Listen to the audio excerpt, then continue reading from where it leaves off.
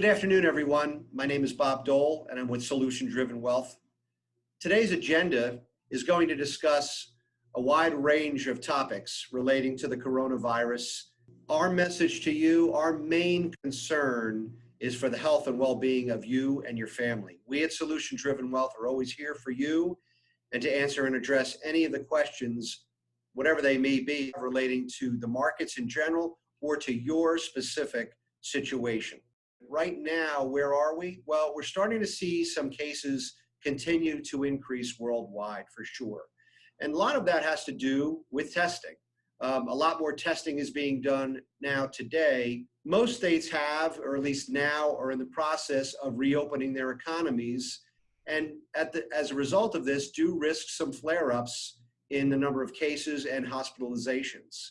We will tell you, as we've told you on many other occasions, so statistics continue to be bad, and you can expect bad readings, and that really should be a shock to no one. We've never quarantined our economy before, so statistics like unemployment, GDP, consumer sentiment, lack of guidance by some of the main companies of our economy should be really a shock to no one over the next number of months. However, the equity markets have rallied and will continue to rally and move up on good news, on reopening progress, and actually will move down depending on the risk of flare-ups and or the number of new cases, or perhaps test trials of some potential vaccines and therapies that don't go as expected. I do think it's important to remember that there could be a second wave of unemployment claims. And please remember that unemployment claims are typically lagging indicators, and that the stock market is typically a leading indicator.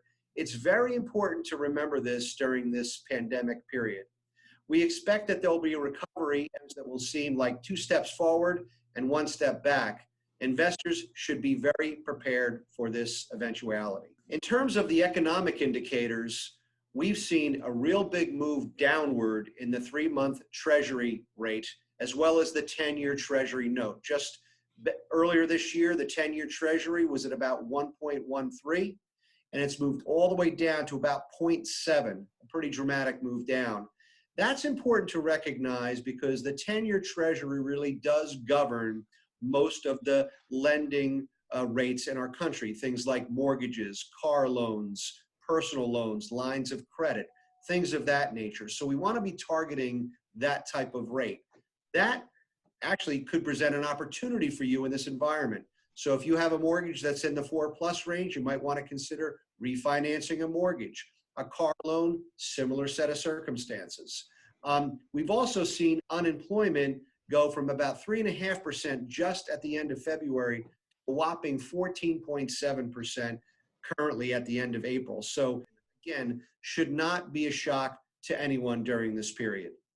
We've seen the S&P 500 really at one point down almost 30% so far this year, but has rallied dramatically since the March 23rd low that was set in. Now, again, we can't predict what's going to happen in the next few months, but we have seen a pretty dramatic improvement both in the equity markets and also in the bond market. The bond market was also impacted by the downturn in the economy, with many investors completely selling out of even corporate securities of a pretty high grade. As a result, the Federal Reserve has stepped in and stabilized the markets to a large degree, and we feel that presents a very good opportunity in the bond market over the next 12 to 18 months. Again, as we said earlier, unemployment has spiked from about 3.5% all the way over 14%. Again, not a shock to anyone. And here's the thing that I would take into account. Remember when we said just earlier, a few moments ago, that unemployment is a lagging indicator. Cold-heartedly, capitalism is not kind to workers necessarily. And I mean this in this context. Companies, in an effort to improve their bottom line and profitability, will do what companies try and do, which is improve that by shedding workers. That means that unemployment, you could expect to increase in the fall. This may be viewed as investors as a very negative thing, and if you're the one unemployed, it sure is. However, for publicly traded companies, as a way to ensure cash flow and future stability, companies really will shed workers, and that actually usually is a precursor to a recovery for a company. So people ask me, what have I learned from my nearly 30 years of my investment career that I can apply to today? You know, I've been through 7 bear markets, and none of them are fun experiences. They all take on a different shape. So we've been through the dot-com bubble, the economy stupid recession, a very short one. We've also been through the 9/11 recession, the tech wreck, and the global financial crisis. So just to name a few.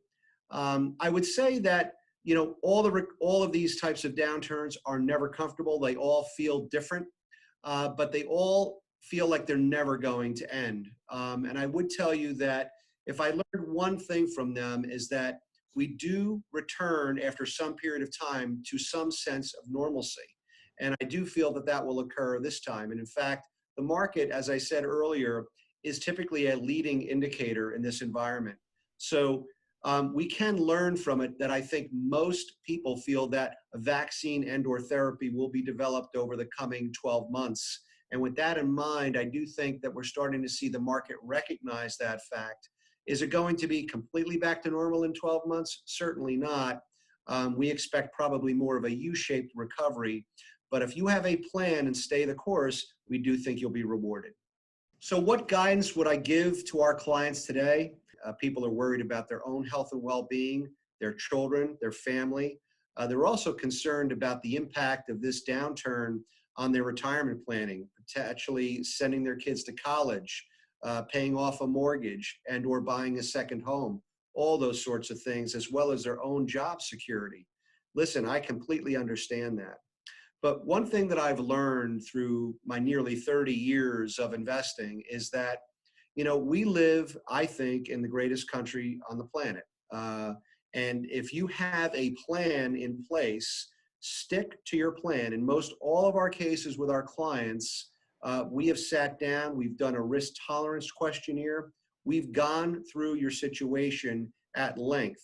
We know where your assets are held, how we've structured them for accumulation and for distribution. So it's important to take that into context before making any rash decisions. We find that emotional decisions are typically not very well served in this type of environment and aren't part of your financial plan.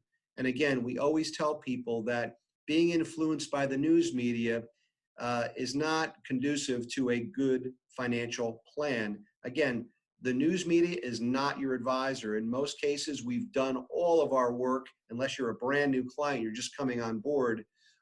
We've done all of the work with you in assessing your situation and understanding your risk profile. And then we've done those quarterly reviews or semi-annual reviews with you to kind of review your situation in more detail. So if you have a plan, and if you're with us, you do, stick to your plan. We do think you'll be rewarded long-term for that patience. So what are some of the key takeaways? The US is typically a very resilient economy.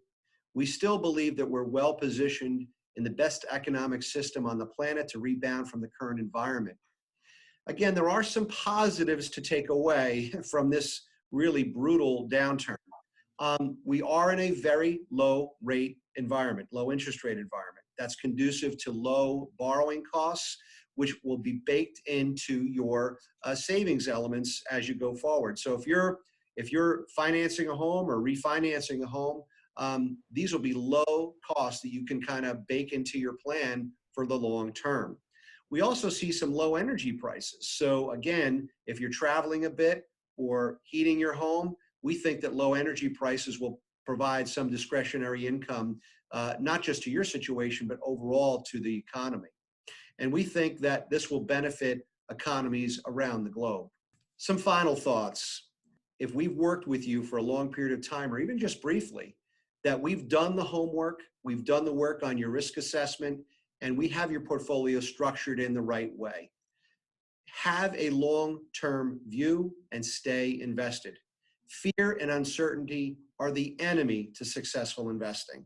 Stay the course. Stick to your long-term plan and objectives. Ultimately, that strategy really should be rewarded. It's the same strategy that we employ right here at Solution Driven Wealth. Lastly, we just wanted to say we very much appreciate the opportunity to keep you updated with the latest information. We value and treasure the relationships that we've built with some of you over 25 to 30 years, and some of you for a shorter period of time, but relationships that we hope last just as long. Please feel free to reach out to us.